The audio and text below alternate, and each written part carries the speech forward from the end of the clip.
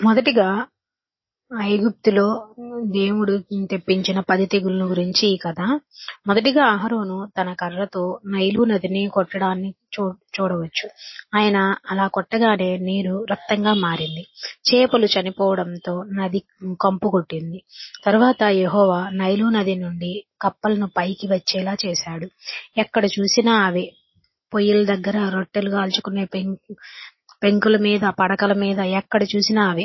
కప్పలు చచ్చిపోయినప్పుడు ఐగుప్తులు వాటిని కుప్పలు కుప్పలుగా పోగు చేశారు. దేశమంతటా దుర్వాసనతో నిండిపోయింది. ఆ తరువాత అహరోను తన కర్రతో నేలను కొట్టాడు. ధూళంతా పేలుగా మారింది. అవి గాలిలో ఎగురుతూ కొట్టే చిన్న పేలు. ఆ పేలు ఐగుప్తు దేశం మీదకి వచ్చిన 3వ తెగులు. తరువాత వచ్చిన తెగులు కేవలం ఐగుప్తీయుల మీదకే వచ్చాయి గాని ఇజ్రాయేలు మీదకు రాలేదు. 4వ తెగుల్లో ఐగుప్తీయులు ఇళ్ళు పెద్ద ఈగలతో నిండిపోయాయి. 5వ తెగులు జంతువుల మీదకి వచ్చింది. ఐగుప్తీయులు పశువులను, గొర్రెలు, మేకలు ఎన్నో చచ్చిపోయాయి. ఆ తరువాత మోషే, అహరోను కొంత బూడిదను తీసుకొని గాలిలోకి విసిరారు. అది జంతువులకు, ప్రజలకు పుండ్లు వచ్చేలా చేసింది. ఇదే 6వ తెగులు. ఆ తరువాత మోషే తన చేతిని ఆకాశం వైపుకు ఎత్తగానే యెహోవా ఉరుములను, వడగండ్లను పంపాడు. అది ఐగుప్తులో అంతకు ముందెన్నడూ రానంత గొప్ప వడగళ్ల తుఫాను. 8వ తెగులు.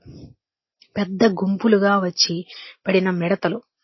అంతకు ముందు లేదు, లేదా ఆ తరువాత ఎప్పుడూ అన్ని మిడతలు రాలేదు.